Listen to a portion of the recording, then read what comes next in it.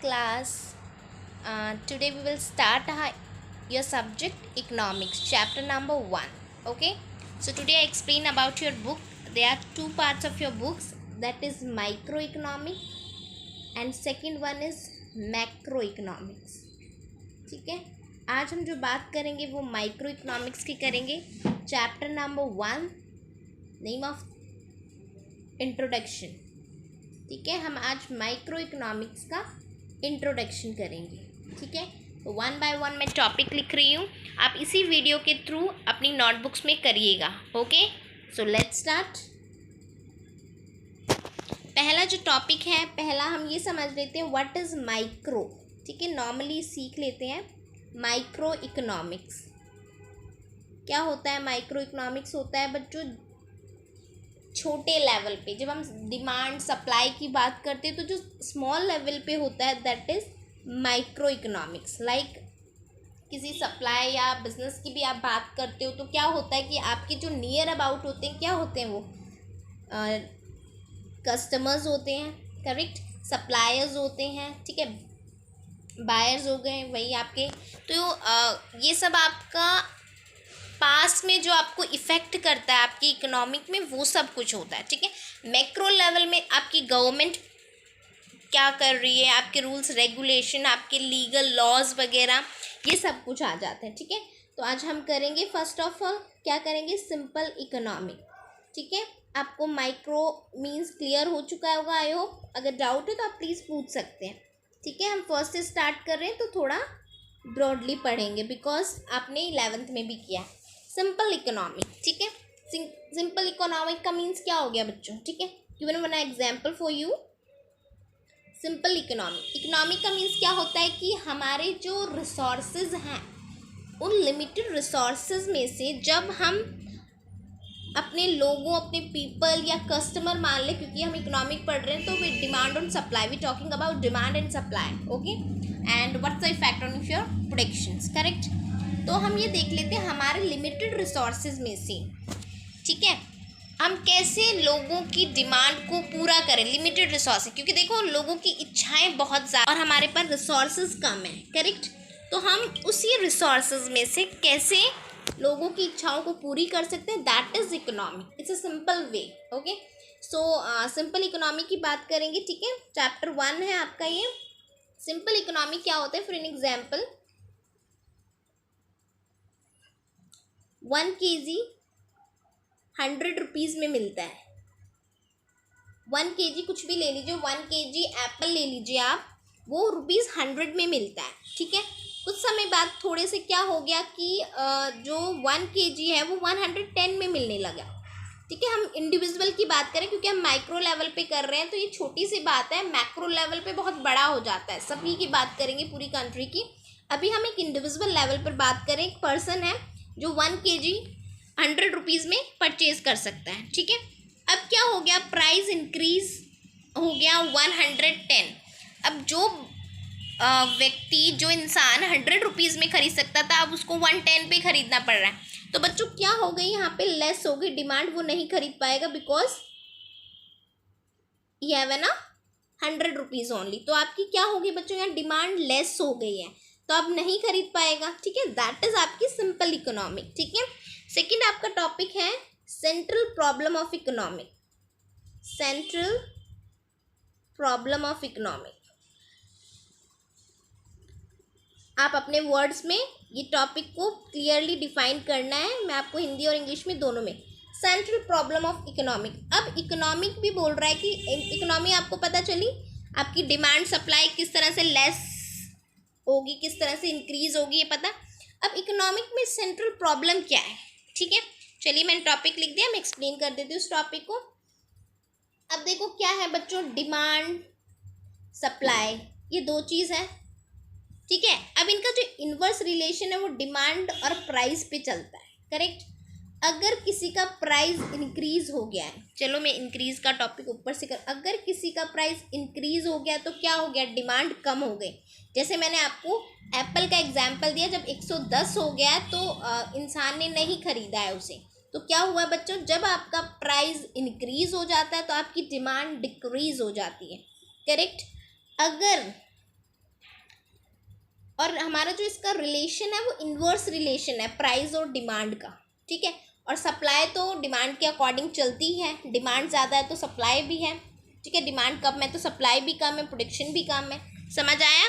तो डिमांड और प्राइस का क्या है, इन्वर्स रिलेशन चलेगा, ठीक है, अपोजिट रिलेशन चलेगा, ठीक है। अगर आपकी प्राइस बढ़ रहा है तो क्या हो रहा है, आपका डिमांड आपकी डिक्रीज हो रही है, ठीक है। अगर प्राइस घट रहा है तो, अगर प्राइस घट रहा है, ठीक है, यहाँ से मैं प्राइस घट रहा है तो आपकी डिमांड इंक्रीज हो जाएगी, करेक्ट, यही रिलेशन है। तो दैट यही प्रॉब्लम है हमारी इकोनॉमिक में कि हमारा प्रॉब्लम यहाँ आ जाती है कि अगर हमने प्राइस इंक्रीज कर दिया तो उस चीज़ की सप्लाई और डिमांड कम हो जाती है, ठीक है। यही हमारी इकोनॉमिक की प्रॉब्लम है, ये सेंट्रल प्रॉब्लम है, ठीक है। अब इसी टॉपिक के हम सब पार्ट्स पढ़ेंगे, तो मैं फर्स्ट पार्ट लिख रही हूँ, सेकेंड का स्कार्सिटी ऑफ रिसोर्सेज। अब ये जो समस्याएं हैं, जो प्रॉब्लम्स है, मैंने अभी बोला ना कि प्रॉब्लम्स हैं, तो ये प्रॉब्लम्स क्यों है, स्कार्सिटी ऑफ रिसोर्सेज, ठीक है, रिसोर्सेज की कमी होना भी हो सकता है कभी कभी, ठीक है। Scarcity of resources, problem of choice, ठीक है, resources problem of choice, problem of choice, ठीक है, चॉइस की प्रॉब्लम हो सकती है। देखिए कभी कभी क्या होता है कि मान लीजिए वही एग्जांपल दे रही हूँ, आई होप ये टॉपिक लिख लिया है आपने, तो एग्जांपल वही दे रही हूँ मैं, एप्पल एंड ऑरेंज वाला, ठीक है। इस ये ₹50 में आ रहा है, ठीक है, और ये ₹60 में आ रहा है, ठीक है, 1 kg का बोल रही हूँ, ओके। तो क्या होगा बच्चों कि चॉइस में प्रॉब्लम आ रही है कि उसे लगेगा कि उसके पास 100 रुपीज़ है, आप यही मान के चलिए कि जो पर्सन है उसके पास 100 रुपीज़ है हर एग्जाम्पल में। अब देखिए बच्चों, वो सोचेगा कि एप्पल सस्ता है तो मैं एप्पल ले लेता हूँ, शायद वो 1 kg एप्पल ले ले, बट वो कॉम्प्रोमाइज़ किस में करेगा, ऑरेंज में करेगा ना, तो वो 850 ग्राम लेगा उसको, ठीक है, ताकि 100 रुपीज़ मेरा चला जाए, तो वो इस तरह से कॉम्प्रोमाइज़ करेगा। तो यहाँ पे पहली प्रॉब्लम क्या आई, हमारी इकोनॉमिक चॉइस की प्रॉब्लम आई, क्योंकि इंसान जो है हमारी इकोनॉमिक में इनकम पे चलता है। हम जो मैक्रो इकोनॉमिक्स में पढ़ेंगे कि स्टैंडर्ड ऑफ लिविंग क्या है लोगों का, इनकम क्या है, उस हिसाब से, तो उसने कॉम्प्रोमाइज़ किया, ठीक है। आई होप आपको समझ आ गया है। सेकेंड है, what is the produce and in what quantity. What is produced मतलब क्या प्रोड्यूस करें। अब देखो बच्चों, प्रोड्यूस आप ऐसे तो नहीं कर सकते, ठीक है, आपको पता चले कि मार्केट में आपकी चीज़ की क्या डिमांड है तब आप करोगे, ठीक है। व्हाट क्वांटिटी, क्वांटिटी क्या होता है, कितनी करें, 4 करें 5 करें, डिमांड कितनी है, ठीक है। ये सेकेंड प्रॉब्लम है हमारी, what is produce and in what quantity, ठीक है। चलिए मैं टॉपिक को एक्सप्लेन कर देती हूँ इसी को। अब देखो बच्चों, आपको प्रोड्यूस करना है तो आपको क्या करना पड़ेगा, सर्वे करना पड़ेगा, या आपको पता करना पड़ेगा कि किस चीज़ की डिमांड है, तो आप वो चीज़ आप प्रोड्यूस करोगे। मान लो अभी बाइक का बहुत क्रेज़ है फॉर एग्ज़ाम्पल, तो आपने बाइक बनाई ₹60,000 की, ठीक है। अब देखिए, आप हर कोई तो ख़रीद नहीं सकता, ठीक है। अब आपको पता चलना चाहिए कि मुझे बाइक प्रोड्यूस करनी है, तो अब मुझे आपकी डिमांड बहुत कम आ रही है, ठीक है, तो आप क्या सोचोगे कि मैं डिमांड कितनी बाइक्स प्रोड्यूस करूँ, 1000 करूँ, 10,000 करूँगी, तो वो सर्वे के अकॉर्डिंग आपको डिमांड्स पता चलेंगी। I hope you understand. Okay, third topic करते हैं, how are there goods produce. अब देखो अगली प्रॉब्लम आती है कि हम कैसे करें, ये सारे हमारी इकोनॉमिक्स की प्रॉब्लम्स है।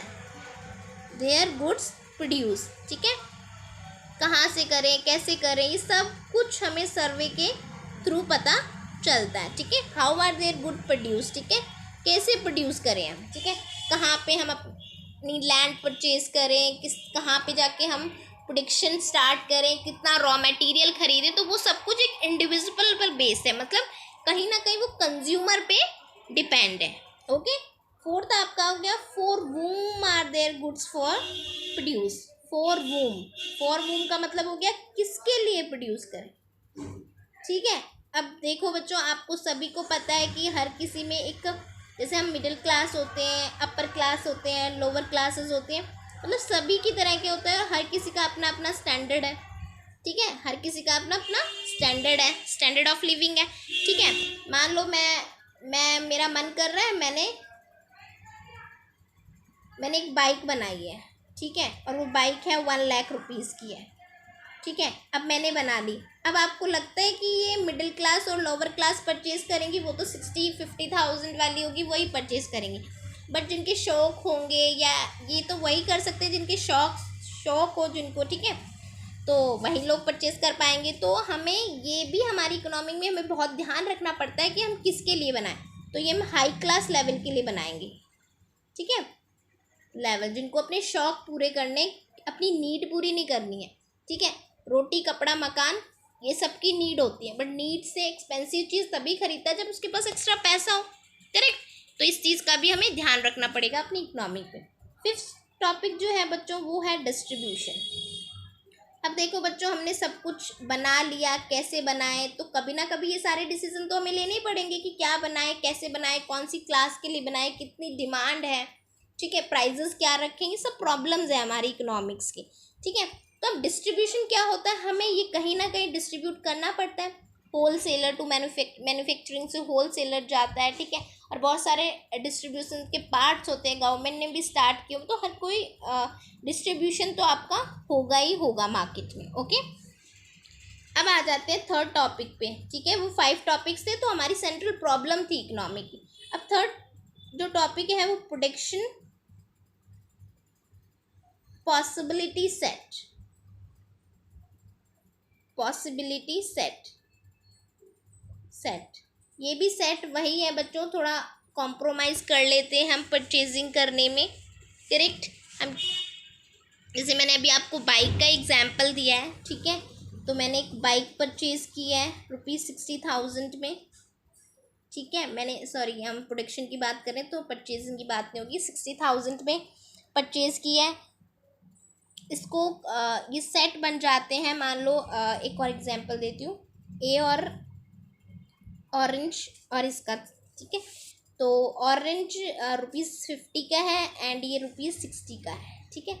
तो इस तरह से आप किस किस चीज़ में कॉम्प्रोमाइज़ करते हो, ठीक है, या किस चीज़ को आप रखते हो जबकि आपके पास ₹100 है, तो ये आपके सेट बन जाते हैं। तो ये आपके 2 सेट्स हो गए, 1 and 2, that is possibility sets, आपके प्रोडक्शंस के सेट बन जाते हैं कि हाँ। अब देखिए, अब सेट्स किसके अकॉर्डिंग अब देख लेते हैं हम अपने अकॉर्डिंग।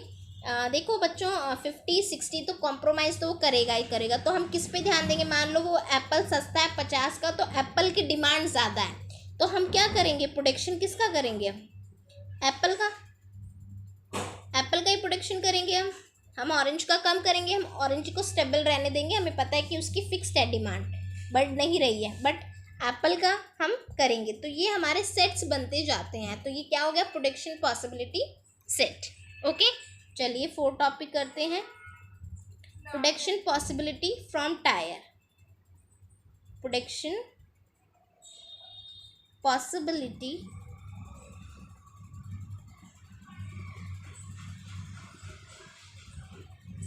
From tyre. अब बच्चों एक टायर, ठीक है, पॉसिबिलिटी टायर ये भी वही हो गया, इसका मतलब ये है कि आपको जो है प्रॉपर यूटिलाइजेशन करना है। मान लो आपने वही एप्पल और ऑरेंज ले लेते हैं, आपने यहाँ पे 250 ग्राम एप्पल खरीदी थी और 1 kg आपने ऑरेंज खरीदा था, ठीक है, ये परचेज किया था आपने। तो अब क्या हुआ, इसमें से 50 ग्राम आपका वेस्ट हो गया, 50 ग्राम वेस्ट हो गया, मतलब आपका जो ₹100 है वो प्रॉपर यूटिलाइज्ड नहीं हुआ है, आपका कहीं ना कहीं वेस्ट हुआ है। That is production possibility from tyre, मतलब आपका जो प्रोडक्शन हो वो पॉसिबल टायर में यूज़ हो, ठीक है, प्रॉपर यूटिलाइजेशन हो रिसोर्सेज का, ठीक है। आई होप आपको समझ आया हो। अब नेक्स्ट जो हम पढ़ेंगे वो पढ़ेंगे बच्चों अपॉर्चुनिटी कॉस्ट। क्या पढ़ेंगे, अपॉर्चुनिटी कॉस्ट, ठीक है, ये थोड़ा डीपली टॉपिक है, ठीक है, आप पढ़ सकते हो, अगर आपको आता है तो आप मुझे खुद बताइए, ये आपका होमवर्क भी है, ठीक है।